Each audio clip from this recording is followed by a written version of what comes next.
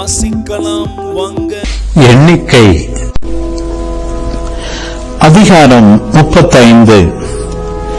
எரிகோவுக்கு எதிரே யோர்தானை அடுத்த மோவாபு சமவெளியில் ஆண்டவர் மோசேயிடம் கூறியது: தாங்கள் உடைமையாக்கிக் கொண்ட உரிமை சொத்திலிருந்து லேவியர் குடியிருப்பதற்காக நகர்களை கொடுக்கும்படி இஸ்ரவேல் மக்களுக்கு கட்டளையிடு. அவற்றுடன் நகர்களை சுற்றியுள்ள மேய்ச்சல் நிலங்களையும் நீங்கள் லேவியருக்கு கொடுக்க வேண்டும். இந்நகரில் அவர்கள் தங்கியிருப்பர். இவற்றின் மேய்ச்சல் நிலங்கள் அவர்கள் கால்நடைகளுக்கும் மந்தைகளுக்கும் வீட்டு விலங்குகள் அனைத்திற்கும் ஏற்றதாக இருக்கும். நீங்கள் லேவியருக்கு கொடுக்கும் மேய்ச்சல் நிலங்கள் நகரின் சுவரை சுற்றிலும் 1000 முழம் அகலமாயிருக்கும். நகருக்கு வெளியில் கிழக்கே 2000 முழமும், தெற்கே 2000 முழமும், மேற்கே 2000 முழமும், வடக்கே 2000 முழமும் நீங்கள் அளக்க வேண்டும். இது நடுவே இருக்கும் நகர்களுக்கு இது மேய்ச்சல் நிலமாகும். நீங்கள் லேவியருக்கு கொடுக்க வேண்டிய நகர்களாவன: கொலையாளி தப்பி ஓடி தஞ்சம் புகும் அடைக்கல நகர்கள் 6. இவை தவிர 42 நகர்கள். மேய்ச்சல் நிலங்கள் உட்பட நீங்கள் லேவியருக்கு கொடுக்கும் மொத்த நகர்கள் 48. இஸ்ரேல் மக்களின் உடைமையிலிருந்து நீங்கள் கொடுக்கும் நகர்களை பொறுத்தவரை குலங்களில் பெரியவற்றிலிருந்து மிகுதியாகவும் சிறியவற்றிலிருந்து குறைவாகவும் கொடுக்க வேண்டும். ஒவ்வொரு குலமும் உடைமையாக்கியுள்ள உரிமை சொத்தின் விகிதப்படி அதன் நகர்களை லேவியருக்கு கொடுக்க வேண்டும். ஆண்டவர் மோசேயிடம் கூறியது: இஸ்ரவேல் மக்களிடம் சொல், நீங்கள் யோர்தானை கடந்து கானான் நாட்டுக்குள் நுழையும் போது உங்களுக்காக அடைக்கல நகர்களை தேர்ந்து கொள்ளுங்கள். தற்செயலாய் ஓர் ஆளை கொல்பவன் எவனும் அங்கே ஓடிச் சென்று புகலிடம் பெறுவான். இந்த நகர்கள் பழிவாங்குவோனிடமிருந்து உங்களுக்கு பாதுகாப்பை தரும். இதனால் கொலை செய்தவன் நீதி தீர்ப்புக்காக மக்கள் கூட்டமைப்புக்கு முன் நிற்கும் முன்னரே அவன் சாக வேண்டியதில்லை. நீங்கள் கொடுக்கும் நகர்கள் 6 அடைக்கல நகர்களாயிருக்கும். யோர்தானுக்கு அப்பால் 3 நகர்களும், கானான் நாட்டுக்குள் 3 நகர்களும் நீங்கள் அடைக்கல நகர்களாக கொடுக்க வேண்டும். இந்த 6 நகர்களும் இஸ்ரவேல் மக்களுக்கும் அந்நியருக்கும் அவர்களிடையே தற்காலிகமாக தங்கியிருப்போருக்கும் அடைக்கல நகர்களாயிருக்கும். தற்செயலாய் ஓர் ஆளை கொல்பவன் எவனும் அங்கே ஓடிச் சென்று புகலிடம் பெறலாம். ஆனால் அவன் ஓர் இரும்பு கருவியினால் ஒருவனை அடிக்க அவன் இறந்தால் அவன் ஒரு கொலைகாரன். அந்த கொலைகாரன் கொல்லப்பட வேண்டும். ஒரு மனிதன் சாகும்படி கையில் ஒரு கல்லை வைத்து அடித்து அவன் இறந்தாலும் அவன் ஒரு கொலைகாரனே. அந்த கொலைகாரனும் கொல்லப்பட வேண்டும். அல்லது ஒரு மனிதன் சாகும்படி கையில் மர ஆயுதம் ஒன்றை வைத்து அவனை அடித்து அவன் இறந்தாலும் அவன் ஒரு கொலைகாரனே. அந்த கொலைகாரனும் கொல்லப்பட வேண்டும். இரத்த பழி வாங்குவோன் தான் கொலைகாரனை கொல்ல வேண்டும். அவனை சந்திக்கும் போது அவன் அவனை கொல்ல வேண்டும். மேலும் பகை முன்னிட்டு அவன் அவனை விழத்தள்ளினால், அல்லது பதுங்கியிருந்து எரிந்து அவன் மடிந்தால், அல்லது பகை முன்னிட்டு அவன் அவனை கையினால் அடித்து அவன் மடிந்தால் அடித்தவன் கொல்லப்பட வேண்டும். அவன் ஒரு கொலைகாரன். இரத்த பழி வாங்குவோன் கொலைகாரனை சந்திக்கும் போதே அவனை கொன்றுவிட வேண்டும். ஆயினும் பகை ஏதுமின்றி திடீரென்று அவனை கீழே விழத்தள்ளி, அல்லது பதுங்கியிராமலேயே எதையாவது அவன் மேல் எறிந்து, கொலைகாரனுக்கும் இரத்தப்பழி வாங்குவோனுக்கும் இடையில் இந்த நீதி தீர்ப்புகளை கொண்டு மக்கள் கூட்டமைப்பு தீர்ப்பு வழங்க வேண்டும். மக்கள் கூட்டமைப்பினர் இரத்தப்பழி வாங்குவோன் கையிலிருந்து கொலைகாரனை காப்பாற்ற வேண்டும். அவன் ஓடி தஞ்சம் புகுந்த அடைக்கல நகருக்கு மக்கள் கூட்டமைப்பினர் அவனை திரும்ப கொண்டு வர வேண்டும். தூய தைலத்தால் திருநிலைப்படுத்தப்பட்ட தலைமை குரு இறக்கு மட்டும் அவன் அதில் தங்குவான். ஆனால் அவன் ஓடி தஞ்சம் புகுந்திருந்த அடைக்கல நகரின் எல்லைக்கு அப்பால் எப்போதாவது போயிருந்து அவனை இரத்தப்பழி வாங்குவோன் அடைக்கல நகரின் எல்லைகளுக்கு வெளியே கண்டு அவனை வெட்டினால் இரத்தப்பழி வாங்குவோன் மேல் பழியிராது.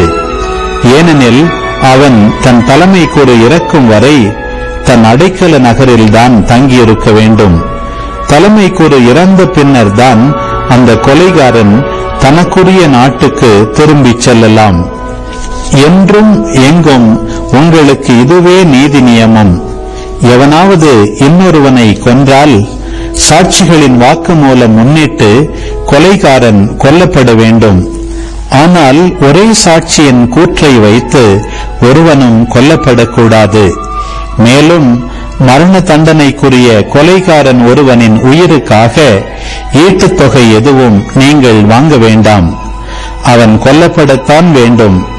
அடைக்கல நகருக்குள் ஓடி தஞ்சம் புகுந்துவிட்டு தலைமைக்கூறு இறக்கும் முன் தனக்குரிய நாட்டில் குடியிருக்கும்படி ஒருவன் திரும்பிச் சென்றால் அவனிடமிருந்து ஈட்டுத்தொகை எதுவும் நீங்கள் வாங்க வேண்டாம்.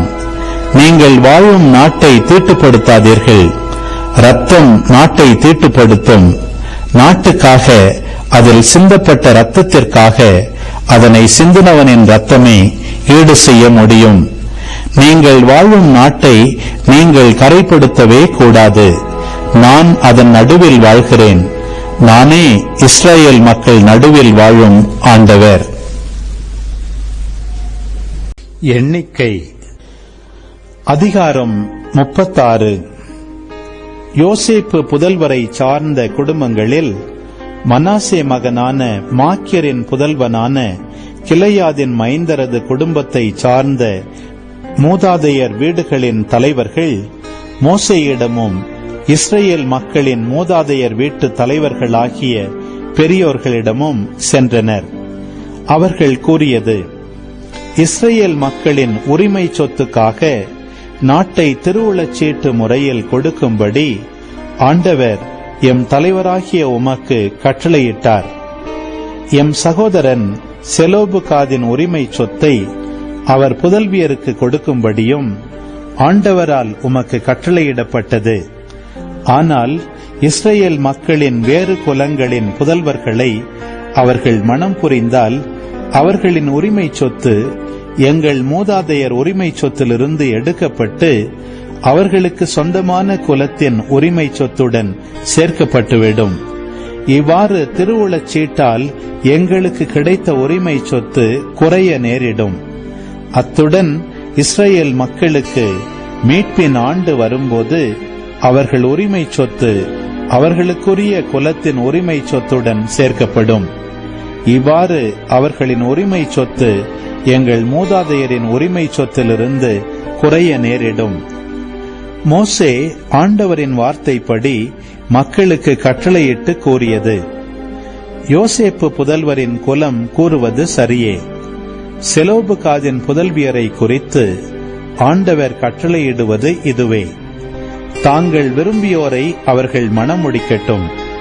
ஆனால் தங்கள் தந்தையின் குல குடும்பத்திற்குள் மட்டுமே அவர்கள் மணமுடிக்க வேண்டும். இஸ்ரேல் மக்களின் உரிமை சொத்து ஒரு குலத்திலிருந்து இன்னொன்றுக்கு மாற்றப்படக்கூடாது.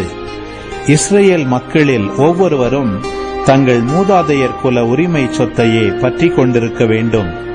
இஸ்ரேல் மக்களில் எந்த ஒரு குலத்திலும் உரிமை சொத்தில் உடைமை கொண்ட ஒவ்வொரு பெண்ணும் தன் தந்தையின் குலத்தில் உள்ள குடும்பம் ஒன்றிலேயே மனைவி ஆவாள். இதனால் இஸ்ரேல் மக்களில் ஒவ்வொருவரும் தங்கள் மூதாதையர் உரிமை சொத்தில் உடைமை கொண்டிருப்பர்.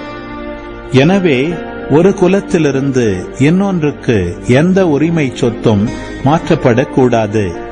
இஸ்ரேல் மக்களின் குலங்கள் ஒவ்வொன்றும் தன் உரிமை சொத்தையே பற்றி கொண்டிருக்க வேண்டும்.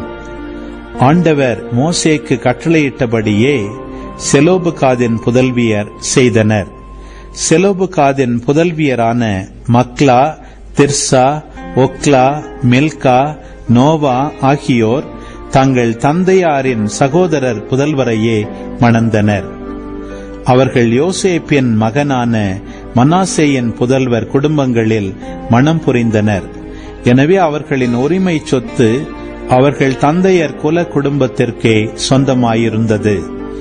எரிகோவுக்கு எதிரே யோர்தானை அடுத்துள்ள மோவாபு சமவெளியில் இஸ்ரேல் மக்களுக்கு மோசே வழியாக ஆண்டவர் விதித்த கட்டளைகளும் நீதி சட்டங்களும் இவையே.